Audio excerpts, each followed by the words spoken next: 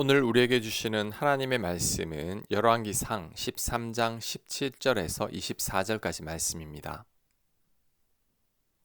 17절 이는 여호와의 말씀이 내게 이르시기를 네가 거기서 떡도 먹지 말고 물도 마시지 말며 또 네가 오던 길로 되돌아가지도 말라 하셨음이로다.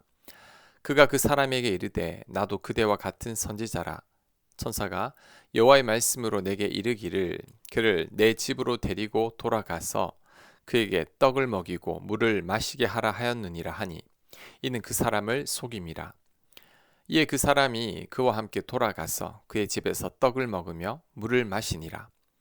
그들이 상 앞에 앉아 있을 때에 여호와의 말씀이 그 사람을 데려온 선지자에게 임하니 그가 유다에서부터 온 하나님의 사람을 향하여 외쳐 이르되 여호와의 말씀에 네가 여호와의 말씀을 어기고 네 하나님 여호와께서 너에게 내리신 명령을 지키지 아니하고 돌아와서 여호와가 너더러 떡도 먹지 말고 물도 마시지 말라 하신 곳에서 떡을 먹고 물을 마셨으니 네 시체가 네 조상들의 묘실에 들어가지 못하리라 하셨느니라 하니라. 아멘. 여로보암 왕이 우상을 섬기고 산당에서 제사를 드리자 하나님께서 하나님의 사람을 보내서 경고했습니다. 하나님의 심판이 있을 것이라고 책망한 후에 하나님의 사람은 돌아가던 길이었습니다.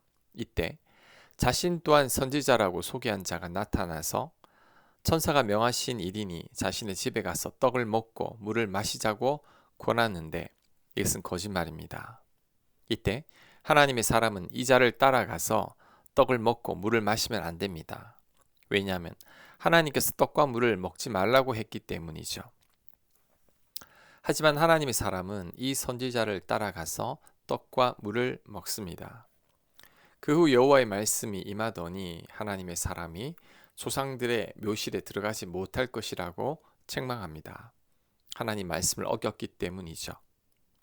그 후 돌아가던 길에서 사자가 나타나 하나님의 사람을 물어 죽이게 됩니다.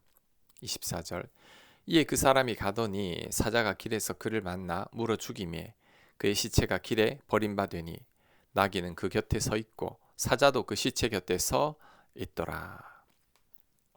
자, 이 얘기가 주는 교훈이 뭘까요? 사람들의 말에 흔들리지 아니하고 하나님의 뜻을 잘 분별해야 한다는 거죠. 하나님의 사람은 선지자의 말을 곧이곧대로 들었습니다. 그런데 이 선지자의 말은 진실이 아니었습니다. 하나님의 사람을 자기 집에 모시고 싶은 마음에 천사를 빙자하여 거짓말을 한 거죠. 이때 하나님의 사람은 하나님께 물어야 했습니다. 하나님은 떡과 물을 먹지 말라고 했는데 선지자는 먹어도 된다고 했으니 선지자의 말의 진위 여부를 하나님께 물어서 확인을 해야 했습니다. 하지만 그러지 않았습니다. 그로 인해 죽음을 맞이하게 된 거죠. 우리는 하나님 말씀을 지혜롭게 잘 분별해야 합니다. 성경 말씀과 상반되는 말씀에 속지 말아야 합니다. 특히 우리가 하나님 말씀대로 살려고 하면 우리를 흔드는 사람들이 있습니다. 이들이 믿음이 연약한 자들이 아니라 믿음이 있는 자들입니다. 하나님의 사람을 속인 사람도 선지자였죠. 하지만 자기 마음에 내키는 대로 말했던 것입니다. 마찬가지로 나를 흔드는 사람들이 있습니다. 내가 하나님 말씀대로 살려고 하면 나를 더 흔듭니다. 이들이 그리스도인들입니다. 이들은 하나님 말씀대로 어떻게 다 사냐고 비웃습니다. 세상과 적당히 타협하며 살아야 한다고 말합니다. 이때 절대 흔들리면 안 됩니다. 누가 뭐라고 해도 우리는 하나님 말씀대로 살아야 합니다. 성경 말씀을 벗어나면 안 됩니다. 이 세대를 본받지 말고 하나님의 선하시고 기뻐하시고 온전한 뜻이 무엇인지 분별해야 합니다. 그래야 실패하지 않습니다. 또한 내 마음의 생각을 하나님의 감동인 양 착각해서는 안 됩니다. 많은 그리스도인들이 하나님께서 나에게 이런저런 말씀을 하셨다고 말합니다. 하나님의 뜻을 보여주셨다고 말합니다. 하지만 이들의 말을 들어보면 하나님께서 주신 말씀이 아니라 개인의 감동인 경우가 많습니다. 자기 생각을 하나님께서 주신 생각으로 착각하는 거죠.